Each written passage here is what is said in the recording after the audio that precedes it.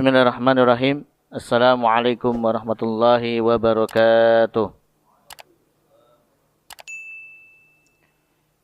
Innal hamdalillah nahmaduhu wa nasta'inuhu wa nastahdi wa nastaghfiruh wa natubu ilaih wa na'udzu billahi min syururi anfusina wa min sayyiati a'malina. Man yahdihillahu fala mudhillalah wa man yudlil fala hadiyalah. Asyhadu an la ilaha illallah wahdahu la syarika lah wa asyhadu anna Muhammadan abduhu wa rasuluhu la nabiyya wa la rasulahu ba'dah. Allahumma salli wa sallim wa barik ala nabiyyina Muhammad wa ala alihi wa ashabihi wa man saru ala nahji ila yaumil qiyamati amma ba'd. Qala Allah Ta'ala fil Qur'anil Karim, a'udzu billahi minasy syaithanir rajim. Ya ayyuhalladzina amanu taqullaha haqqa tuqatih wa la tamutunna illa wa antum muslimun. Wa qala ya ayyuhalladzina amanu taqullaha wa qulu qawlan sadida yuslih lakum a'malakum wa yaghfir lakum dhunubakum wa may yuti'illaha wa rasulahu faqad faza fawzan 'azima. وقال نبينا محمد صلى الله عليه وسلم في حديثه اتق الله حيثما كنت وأتبع سيئة الحسنة تمحوها وخالق الناس بخلق حسن. اللهم أنت ربي لا إله إلا أنت خلقتني وأنا عبدك وأنا على أهدك ووعدك ما استطعت. أعوذ بك من شر ما صنعت أبوء لك بنعمتك علي وأبوء بذنبي فاغفر لي فإنه لا يغفر الذنوب إلا أنت. Jamaah salat subuh Masjid Al-Ikhlas yang dirahmati dan diridhai oleh Allah Subhanahu wa taala. Alhamdulillah, pada pagi hari ini Allah Subhanahu wa taala masih mengkaruniakan kenikmatan-kenikmatannya kepada kita semua sehingga kita bisa dimudahkan oleh Allah Subhanahu wa taala untuk melangkahkan kaki kita menuju ke tempat yang mulia ini dalam rangka menjalankan kewajiban kita sebagai hamba Allah, yaitu melaksanakan salat subuh secara berjamaah, kemudian dilanjutkan dengan talabul ilmi. Mudah-mudahan ibadah dan amal saleh yang kita lakukan wabil khusus di pagi hari ini dan juga di waktu-waktu yang lainnya diterima oleh Allah Subhanahu wa taala, dan semoga kelak di yaumil qiyamah menjadi pemberat timbangan kebaikan kita di hadapan Allah. Amin ya rabbal alamin. Salawat dan salam tidak lupa kita haturkan kepada uswatun hasanah kita, suri tauladan kita, Nabi besar Muhammad sallallahu alaihi wasallam beserta para keluarga, para sahabat serta umat beliau yang tetap istiqamah di atas jalan kebenaran hingga yaumul qiyamah. Semoga kelak di yaumil qiyamah kita semua bisa mendapatkan syafaat dari beliau sallallahu alaihi wasallam. Amin ya rabbal alamin. Jamaah salat subuh yang dirahmati oleh Allah Subhanahu wa taala, insyaallah kajian kita pada pagi hari ini yaitu pekan yang kelima. Qadarullah sebenarnya bukan jadwal kami karena menggantikan ustadz yang berhalangan hadir. Kita akan sedikit membahas tentang keteladanan Rasulullah sallallahu alaihi wasallam di dalam membina dan membangun rumah tangga. Mungkin bagi kita yang sudah berumah tangga puluhan tahun, ya, ada yang sampai mungkin dah 20 tahun, 30 tahun. Atau bagi kita yang masih baru beberapa tahun berumah tangga, atau bagi kita yang belum berumah tangga, tidak ada salahnya hal ini wajib bagi kita semua untuk mengetahuinya. Karena dalam hadis Rasulullah sallallahu alaihi wasallam menganjurkan kepada kita untuk senantiasa belajar dan menuntut ilmu kapanpun itu, bahkan ilal lahad, sampai kita diwafatkan oleh Allah Subhanahu wa taala. Di dalam meneladani Rasulullah sallallahu alaihi wasallam, di antara yang patut kita jadikan sebagai teladan di dalam kehidupan kita adalah bagaimana cara Rasulullah Sallallahu Alaihi Wasallam di dalam membangun dan membina rumah tangga beliau. Inilah hikmah, para ulama mengatakan hikmah kenapa Allah Subhanahu wa taala lebih memilih para nabi dan rasul dari kalangan manusia, bukan dari kalangan para malaikat. Padahal kita tahu di dalam Al-Quran Allah menceritakan bagaimana umat-umat terdahulu, begitu juga umat jahiliyah. Mereka di antara alasan mereka menolak untuk beriman kepada para nabi dan rasul yang diutus oleh Allah Subhanahu wa taala adalah karena nabi dan rasul yang Allah utus itu dari kalangan manusia, bukan dari kalangan para malaikat. Padahal tentu ketika Allah Subhanahu wa taala memilih para nabi dan rasul dari kalangan manusia, pasti ada hikmahnya.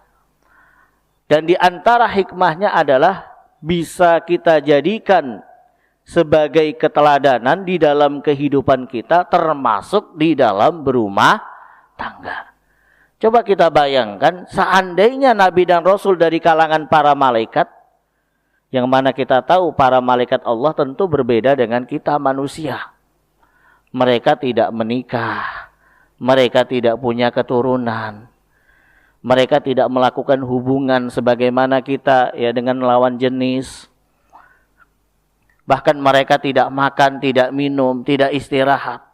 Berbeda dengan kita manusia.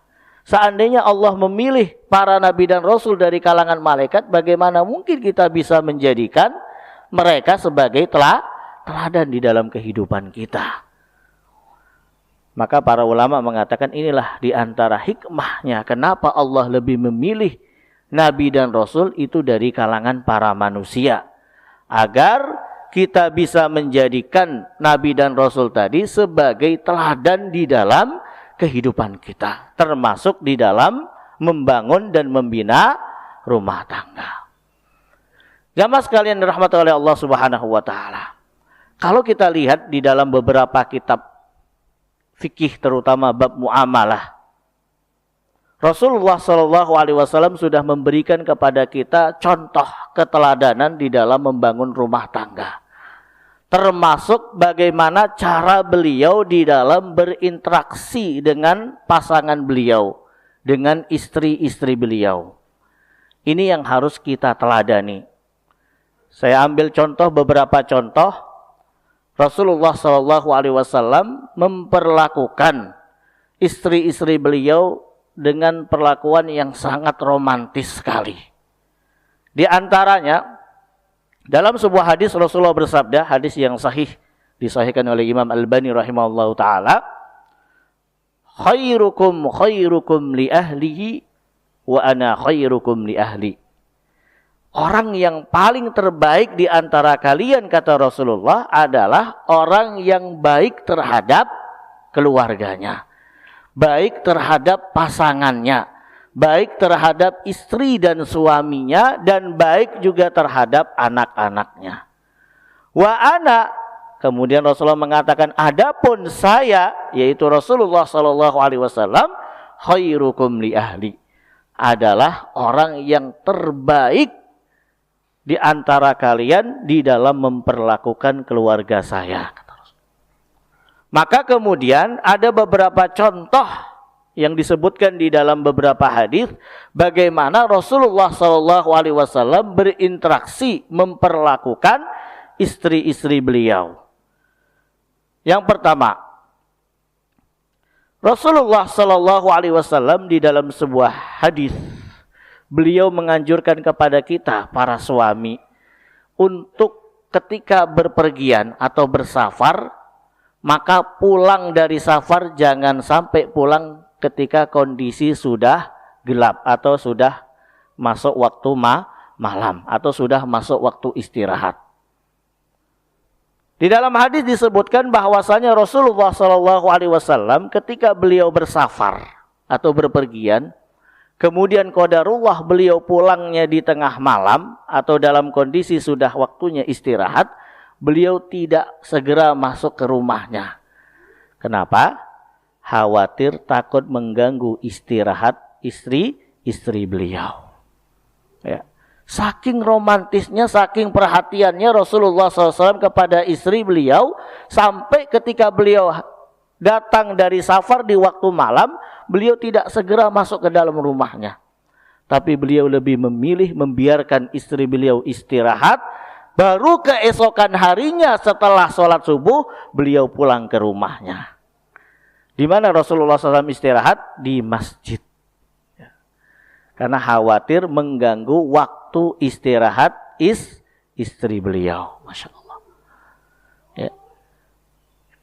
Kemudian dalam riwayat yang lain yang dikatakan oleh Aisyah radhiyallahu anha, Rasulullah ketika berumah tangga, beliau membiasakan minum air, ya, ini gelas minum air di tempat di mana istri beliau meminumnya. Kalau seandainya istrinya minumnya di sini, beliau minumnya juga di sini. Dalam hadis yang diriwayatkan oleh Aisyah radhiyallahu anha qalat, kuntu asyrabu wa ana haid. Pernah suatu hari saya minum dalam kondisi waktu itu saya sedang haid. Wa unawiluhun Nabi SAW fayadha'u fahu ala mawdu'in fi. Tapi kemudian setelah saya minum dengan gelas itu, Rasulullah ambil gelas itu dan beliau minum di tempat di mana saya minum. Ya. Ini untuk menunjukkan kepada kita sebagai umatnya begitu perhatian dan romantisnya Rasulullah di dalam memperlakukan pasangan beliau, yaitu istri beliau. Ya. Kemudian dalam riwayat yang lain yang ketiga, al-iktisalu ma'aha fi ina'in wahid. Rasulullah membiasakan diri untuk mohon maaf mandi bersama istrinya di satu tempat atau bak kamar mandi.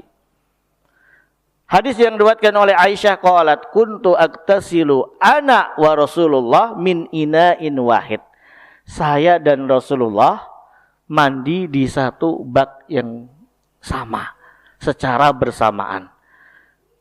Ya. Yubadiruni wa ubadiruhu. Kita saling menyirami. Rasulullah menyirami tubuh saya dengan air dan saya pun menyirami tubuh Rasulullah SAW dengan air. Masya Allah, begitu romantisnya Rasulullah SAW ya terhadap pasangan beliau, terhadap istri beliau. Ya, beliau senantiasa mandi bersama pasangannya. Jadi tidak mandi sendiri-sendiri. Suami dulu mandi, baru kemudian istrinya, atau istri dulu mandi, baru kemudian suaminya. Tidak.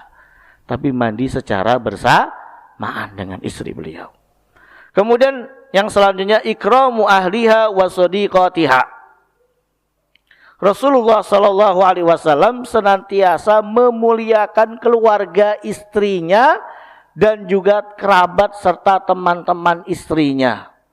Ya.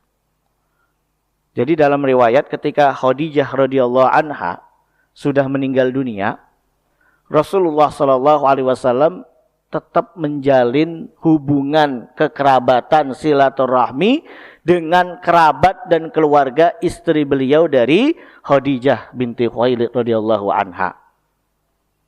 Ya, pernah dalam riwayat disebutkan Aisyah radhiyallahu anha, Rasulullah pernah suatu hari beliau menyembelih binatang kurban atau binatang kambing, domba. Kemudian dagingnya itu beliau sedekahkan, beliau hadiahkan kepada siapa? Kepada kerabat keluarga dari Khadijah dan juga kepada teman-teman dekatnya Khadijah binti Khuwailid radhiyallahu anha. Walaupun saat itu Khadijah sudah meninggal dunia. Ya. Ini saking perhatiannya Rasulullah SAW kepada istri beliau, hatta walaupun istrinya sudah meninggal dunia sekalipun, beliau tetap menjalin hubungan silaturahmi dengan baik kepada kerabat keluarga istrinya dan juga kepada teman-teman dekat istri beliau sallallahu alaihi wasallam. Ya. Kemudian al-ihtimamu biha fi azmatiha wa waqtiha fi mardiha. Rasulullah sangat perhatian kepada istrinya, terutama di saat istrinya dalam keadaan sakit. Penting bagi kita para suami, ketika istri kita dalam keadaan sakit, maka berikanlah perhatian yang sempurna kepada mereka. Karena inilah yang dicontohkan dan diteladani oleh Rasulullah SAW. Dari Aisyah beliau berkata, karena Rasulullah adalah Rasulullah ketika idza marada ahadun min ahlihi, ketika salah satu di antara istri-istri beliau dalam keadaan sakit, ya, lagi dalam keadaan tidak sehat, dalam keadaan sakit, apa yang beliau lakukan? Beliau berikan perhatian yang khusus kepada istrinya yang sakit tadi dan tidak lupa untuk mendoakannya. Apa yang beliau lakukan? Biasanya nafatha alaihi bil muawwidzat. Beliau mendoakan istri beliau yang lagi sakit dengan membaca 3 surat terakhir di Al-Quran. Atau dalam riwayat yang lain, 2 surat terakhir di dalam Al-Quran. Yaitu Qul a'udzu birabbin nas sama Qul a'udzu birabbil falak. Ini salah satu bentuk perhatian yang diberikan oleh Rasulullah SAW kepada istri beliau ketika dalam keadaan sakit. Jadi bukan malah justru mohon maaf diomelin istrinya lagi sakit, ya, bukan seperti itu. Lagian kamu ngapain sakit, ngerepotin aja. Udah sono sehat aja sono biar nggak ngerepotin. Tidak. Justru diberikan perhatian khusus, didoakan oleh Rasulullah Sallallahu Alaihi Wasallam, ya. Ini yang dicontohkan oleh Rasulullah SAW.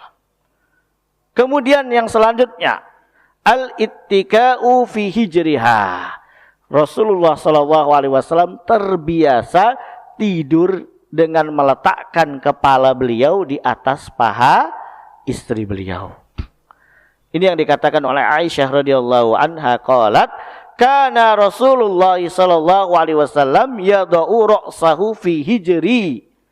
Rasulullah senantiasa ketika berada di rumah saya, kata Aisyah, beliau tidur dengan cara meletakkan kepala beliau di atas paha saya, fayaqra'u, sambil membaca Al-Qur'an, wa ana haid, padahal saat itu saya dalam keadaan haid, ya, dalam keadaan haid. Jadi Rasulullah terbiasa tidur di atas paha istrinya, kemudian sambil membaca Al-Quran, sambil melantunkan ayat suci Al-Quran. Bahkan di saat beliau wafat dalam keadaan apa? Sedang tidur di pangkuan istri tercinta beliau, yaitu Aisyah radhiyallahu anha.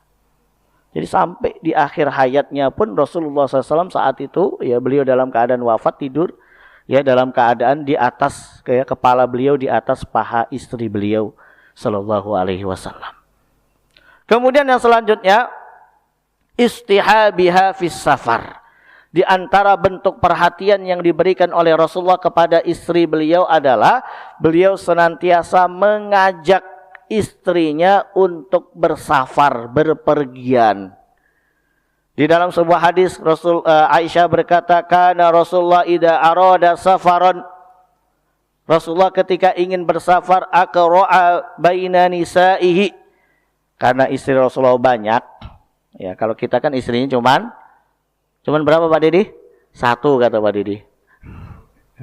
Baru 1 kata Pak Didi. Karena Rasulullah istrinya banyak, apa yang beliau lakukan? Aqra'a baina nisaihi. Beliau undi mana di antara perempuan, di antara istri-istri beliau yang nanti akan diajak safar. Fa ayyatahunna kharaja sahmuha kharaja biha ma'ahu. Di antara istri-istrinya tadi mana yang namanya keluar, ya dikocok, ya. Oh, yang keluar namanya Aisyah misalnya, atau yang keluar namanya Sofiyah, atau yang keluar namanya Ummu Habibah, atau yang keluar namanya Ummu Salamah misalnya. Maka siapapun yang nanti namanya keluar, beliau mengajak mereka untuk berpergian atau bersafar. Ya, kalau kita, karena istri kita cuma 1, ya nggak perlu diundi, ya kan?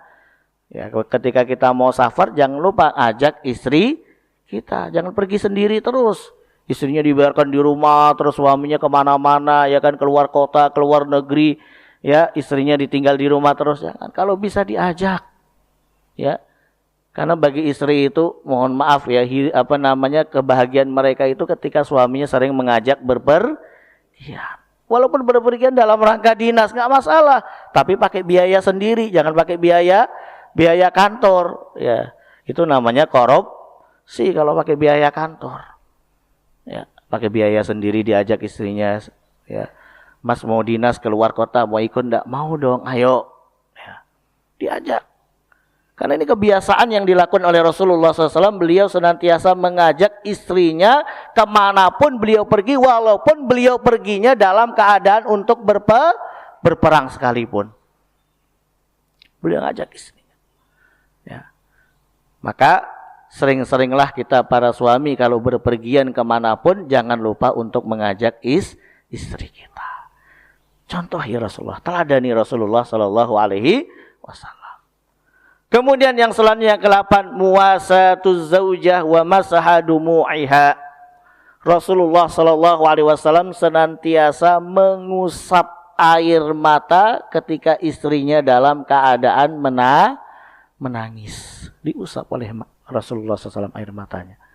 Dalam sebuah riwayat pernah diceritakan oleh sahabat Anas bin Malik radhiyallahu anhu, beliau berkata, kanat Sofiyah ma'a Rasulillah fi safar. Pernah suatu hari salah satu dari istri Rasulullah yang bernama Sofiyah binti Huyai radhiyallahu anha.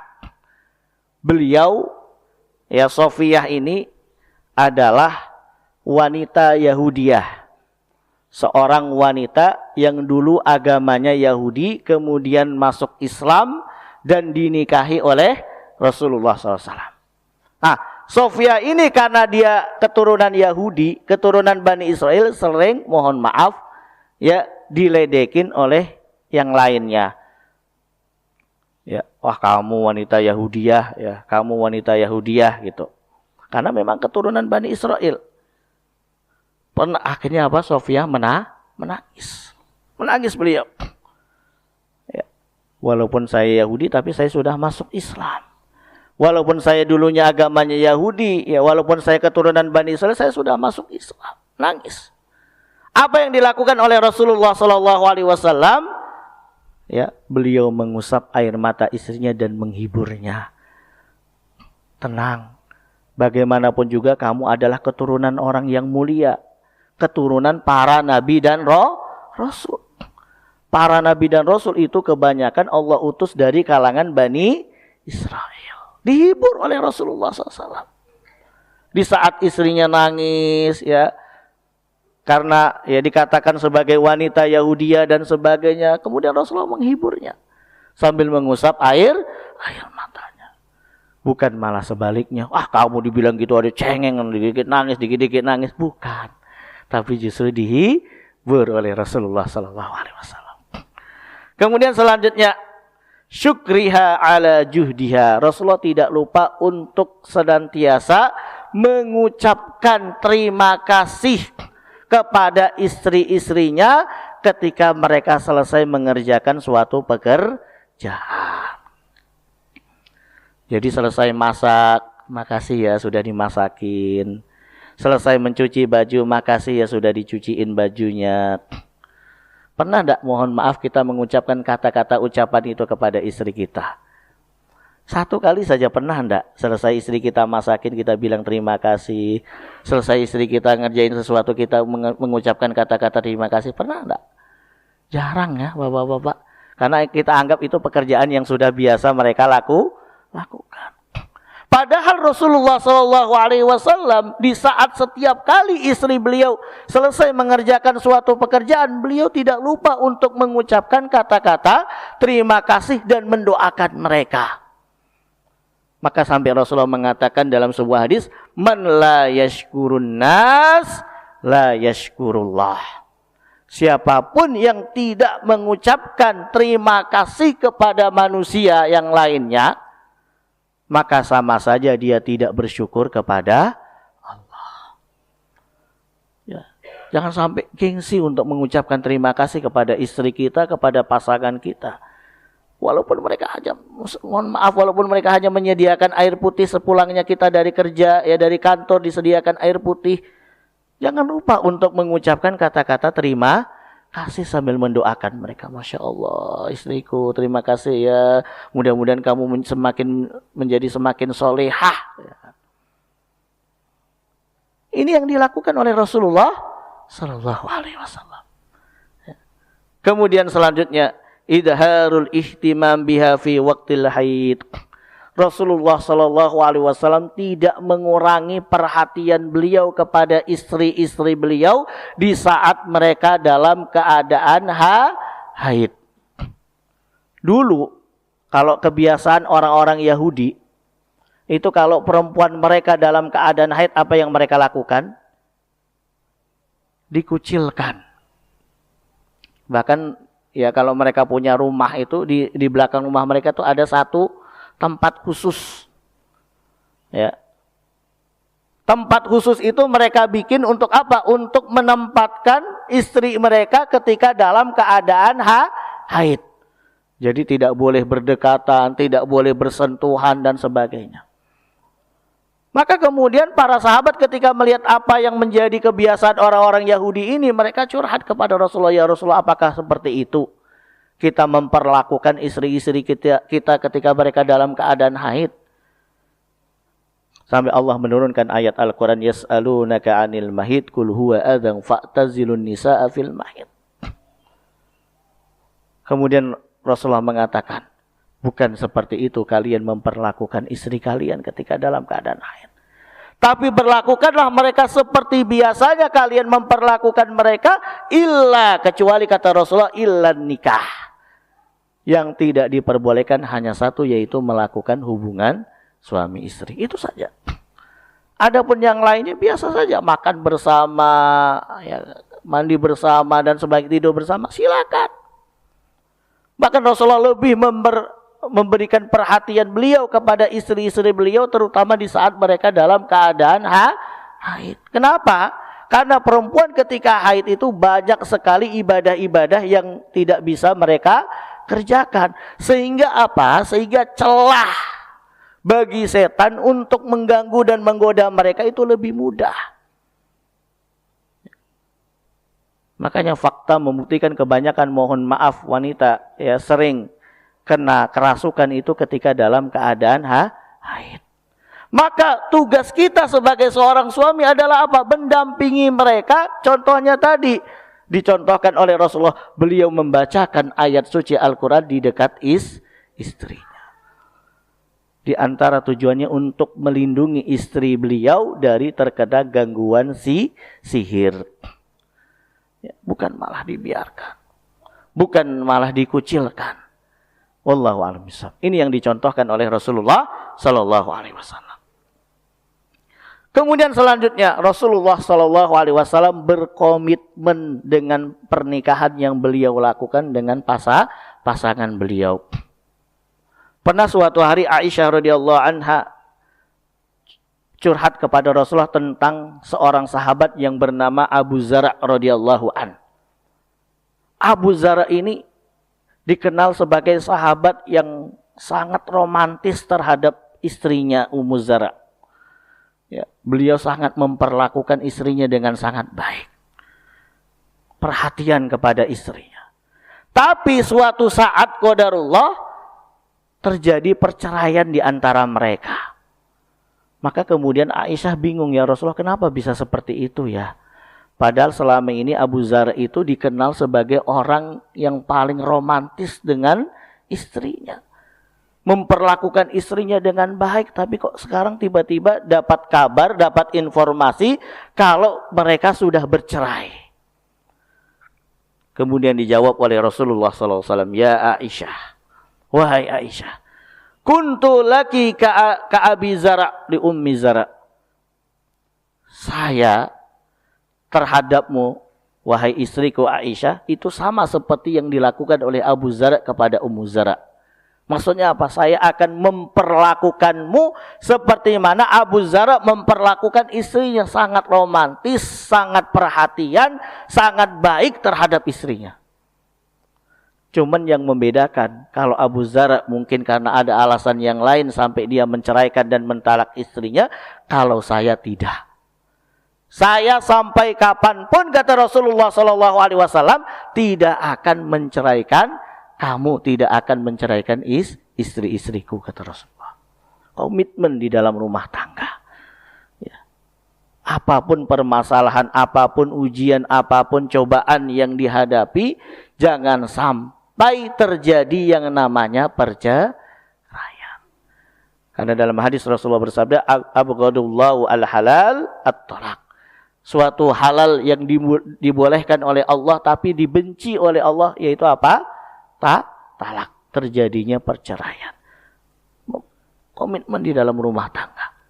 Ya, diibaratkan rumah tangga itu seperti kita naik sebuah kapal, kemudian walaupun ombaknya menerjang dan sebagainya, jangan sampai ada yang terjun. Ya, tetap di atas kapal. Walaupun ombaknya sangat hebat sekalipun, bertahan di atas kapal. Jangan sampai ada yang terjun. Seperti itulah rumah tangga. Walaupun ujiannya berat, cobaannya berat dan sebagainya, jangan sampai terjadi yang namanya perceraian. Ya. Perceraian itu adalah opsi yang sudah terakhir kali. Nggak ada opsi yang lain kecuali seperti itu. Ya, silakan. Tapi kalau masih bisa dipertahankan, itu jauh lebih mulia. Kemudian yang selanjutnya, at-tazayyun wat-tabajjul wa tanadduf alfam min ahliha. Rasulullah sallallahu alaihi wasallam ketika ingin bertemu dengan istri beliau senantiasa menghias dan mempercantik di diri beliau. Ya. Jadi bukan hanya kita menuntut istri kita tampil cantik saja di hadapan kita, pun demikian dengan kita para suami harus tampil ganteng di hadapan istri kita. Ini yang dilakukan oleh Rasulullah.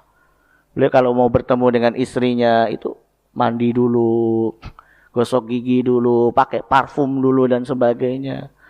Biar senang istrinya melihat. Ya. Ini yang harus kita contoh. Jangan sampai bertemu dengan istri, Masya Allah, ya, pakaiannya, bajunya, ya, baungnya, ya, harus mempercantik diri, ya, menghias diri. Ya, di hadapan istri kita, bukan hanya di hadapan orang lain, mohon maaf, apalagi di hadapan wanita-wanita yang lain kita tampil elegan, tampil bagus dan sebagainya, tetapi di hadapan istri biasa-biasa saja. Jangan. Justru di hadapan istri kita harus tampilkan penampilan kita yang paling bagus, pakai baju yang bagus, tampil ganteng, pakai parfum dan sebagainya. Ini yang dicontohkan oleh Rasulullah sallallahu alaihi wasallam. Kemudian selanjutnya, ghaddut tarfi an ba'di naqaisuha. Rasulullah sallallahu alaihi wasallam tidak pernah mencela kekurangan yang ada di dalam diri istri-istri beliau. Ya. Setiap kali kita melihat kekurangan yang ada di dalam istri kita, karena istri kita juga manusia biasa, pasti ada kekurangan. Pun demikian kita sebagai manusia biasa pasti juga ada kekurangan. Kita dan istri kita bukan nabi dan rasul yang sempurna, apalagi malaikat, bukan. Maka setiap kali kita melihat kekurangan-kekurangan pasangan kita, apa yang dikatakan oleh Rasulullah, lihatlah kelebihan-kelebihan mereka. Ya, begitu kita lihat mereka ada kekurangan, kemudian kita alihkan penglihatan kita kepada kelebihan mereka. Oh, ternyata istri kita punya kelebihan seperti ini, seperti ini, seperti ini. Apalagi jangan sampai waliyadzubillah kita melihat kekurangan pasangan kita, kemudian kita bandingkan dengan orang lain. Wah, kamu kayak gini-gini, coba lihat dulu. Ya kan? Tetangga kita, wah gini-gini, coba lihat dulu teman kita gini-gini. Jangan. Jangan dilihat, jangan kekurangan terus. Tapi lihat kelebihan mereka. Karena bagaimanapun juga setiap orang pasti punya kelebihan. Pasti punya kelebihan. Kalau kita lihat kekurangan terus nggak akan ada habisnya. Kurang, terus ini salah. Ya, pasangannya melakukan ini salah, dianggap masih kurang, dianggap masih salah, jangan. Tapi lihatlah kelebihan mereka. Ya, karena bagaimanapun juga mereka punya kelebihan yang bahkan tidak dimiliki oleh orang lain. Itu yang kita perhatikan. Kemudian yang selanjutnya, munadatuha bi afdhalil asma'. Rasulullah sallallahu alaihi wasallam biasa memanggil istri beliau dengan panggilan-panggilan yang romantis, dengan panggilan-panggilan yang sangat baik. Seperti Aisyah radhiyallahu anha, beliau panggil dengan panggilan apa? Ya Humairah. Apa artinya Humairah? Yang kemerah-merahan pipinya. Ya. Jadi kalau kita panggil pasangan kita, kita panggil istri kita, panggillah mereka dengan panggilan yang romantis. Ya. Jangan sampai memanggil mereka dengan panggilan-panggilan yang jelek. Khawatir diikuti anaknya, nanti anaknya juga manggil ibunya, ya kan, dengan panggilan yang jelek. Tuh, bapakmu itu, ya, ngikutin bapaknya tuh suka manggil istrinya dengan panggilan yang jelek, akhirnya diikutin oleh anaknya. Jangan. Ya. Panggil dengan panggilan yang romantis, ya Humairah, kemudian apa lagi? Ya, wahai bidadari, bidadariku dan sebagainya. Nggak ada salahnya. Ya. Jangan hanya dulu mohon maaf di saat pacaran, wah romantis sekali manggil pasangannya, manggil apa namanya, ceweknya dengan panggilan yang romantis, tapi di saat sudah nikah hilang itu semuanya. Justru yang paling baik itu di saat seperti ini, ketika sudah menikah. Ya. Karena setiap ucapan kita itu adalah doa. Dengan kita memanggil istri kita, memanggil pasangan kita dengan panggilan yang baik, dengan panggilan yang romantis, sama saja kita sudah mendoakan kebaikan untuk mereka. Kita anggap bidadari, insya Allah mereka nanti akan menjadi bidadari kita nanti di akhirat kelak di dalam surganya Allah. Ya. Pengen nggak Pak Nazib dikumpulkan sama istrinya di dalam surga Allah, Pak Nazib? Pengen ya? Ya. Panggil istrinya dengan kata-kata bidadari surga. Karena ucapan adalah doa. Nih. Kemudian selanjutnya, mulatafatuz zauja bitta'am, berikan kepada istri kita, pasangan kita makanan yang terbaik yang mampu kita berikan kepada mereka. Dalam hadis Rasulullah SAW bersabda, innaka lan tunfik nafaqatan tabaghi biha wajhallah illa ujirat 'alaiha hatta taj'alu fi fammi imra'atika. Makanan infak yang terbaik yang kalian berikan itu adalah infak makanan yang kalian berikan kepada istri kalian.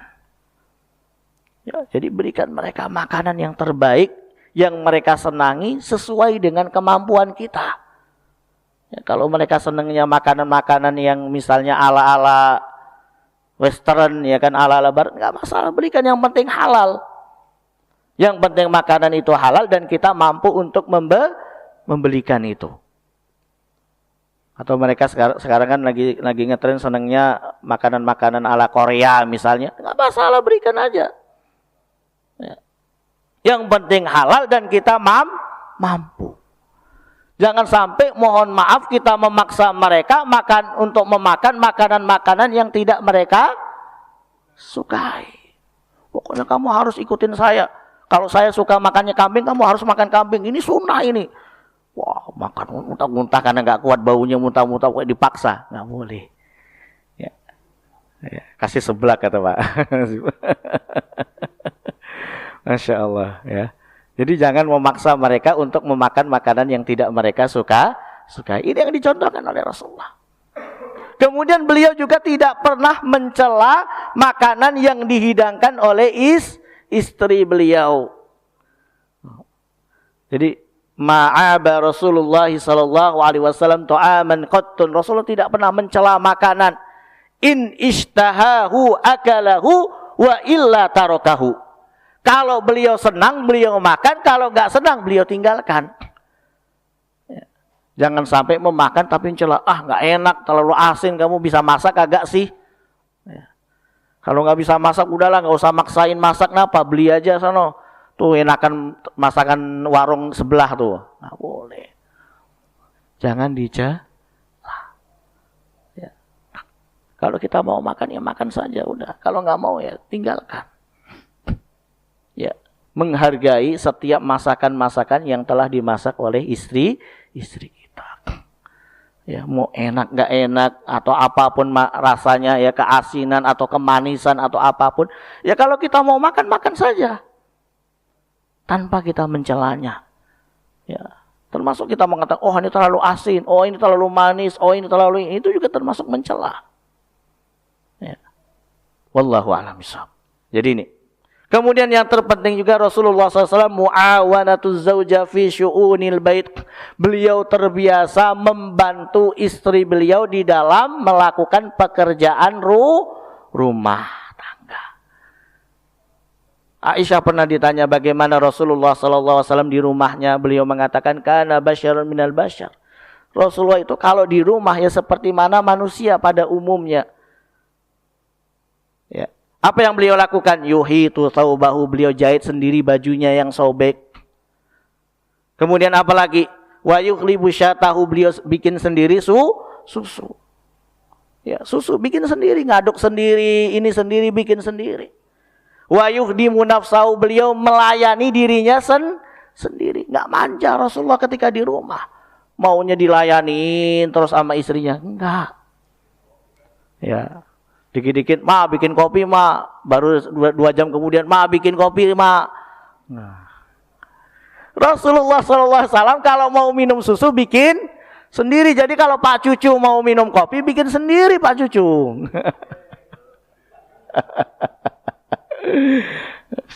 Kecuali kalau istrinya lagi nggak repot. Tapi kalau istrinya lagi repot, udah biarkan mereka melakukan pekerjaan mereka, kita bikin sendiri. Ini yang dilakukan. Dulu terbiasa membantu pekerjaan rumah tangga. Ya, jangan gengsi, wah laki-laki kan dulu sampai kalau pemikiran orang-orang dulu biasanya laki-laki itu ya bukan tempatnya di dapur. Sampai ada beberapa tempat, beberapa daerah itu bagi mereka aib kalau laki-laki masuk dapur katanya. Itu bukan sesuatu yang aib, justru dianjurkan membantu istri dalam melakukan pekerjaan rumah tangga. Bantu masak, bantu cuci, bantu apa lagi. Ini yang dicontohkan oleh Rasulullah SAW. Padahal beliau seorang Nabi dan Rasul, kesibukan beliau sangat luar biasa. Kalau ditanya, dibandingkan mana lebih sibuk kita atau Rasulullah? Lebih sibuk Rasulullah. Beliau berdakwah, mengurus umat dan sebagainya. Tapi beliau tidak lupa untuk membantu istri beliau di dalam melakukan pekerjaan rumah tangga. Maka jangan sampai kesibukan kita di luar di dalam melakukan pekerjaan menjadi penghalang bagi kita untuk membantu istri kita di dalam mengurus rumah tangga. Ayah lagi sibuk, ngapain suruh nyuci piring segala nih? Nah, enggak. Berikanlah waktu untuk mereka dan dalam membantu mereka di dalam mengurus rumah tangga. Kemudian yang selanjutnya Rasulullah terbiasa mohon maaf mencium istri beliau di saat keluar rumah. Bahkan mau berangkat ke masjid sholat pun beliau mencium istri beliau. Ya, ini yang pendapat yang mengatakan setelah wudu kemudian bersentuhan dengan istri tidak membatalkan wudu. Ya, karena Rasulullah sallallahu alaihi wasallam idza kharaja ila shalah qabbala ba'da nisaihi wa lam yatawaddo. Rasulullah ketika ingin keluar, walaupun keluarnya untuk melaksanakan sholat, beliau tidak lupa untuk mencium istrinya. Walam yatawaddo. Setelah itu beliau nggak berwudu lagi. Biasakan seperti itu. Apalagi keluarnya untuk waktu yang lama atau keluarnya untuk berpergian ke tempat yang jauh dan sebagainya. Itu tadi beberapa contoh bagaimana Rasulullah SAW memperlakukan istrinya dengan sangat romantis dan penuh perhatian. Oleh sebab itu jamaah sekalian rahmatullah Allah, bagi kita para suami, ayo agar bagaimana pernikahan kita menjadi pernikahan yang sakinah, mawaddah, warahmah, pernikahan yang langgeng, pernikahan yang bukan hanya terjadi di dunia tapi nanti juga terjadi di akhirat kelak di dalam surganya Allah. Mari contohi Rasulullah, teladani beliau di dalam memperlakukan istri beliau. Begitu luar biasanya beliau, ya, perhatian beliau, romantis beliau di dalam memperlakukan istri beliau. Ini yang harus kita teladani. Mudah-mudahan jamaah sekalian rahmatullah Allah, kita bisa memperlakukan istri kita dengan sebaik mungkin dan seromantis mungkin, dan mudah-mudahan pernikahan kita menjadi pernikahan yang sakinah, mawaddah, warahmah, sebagaimana pernikahan yang dilakukan oleh suri tauladan kita, yaitu baginda Nabi Muhammad sallallahu alaihi wasallam. Amin ya rabbal alamin.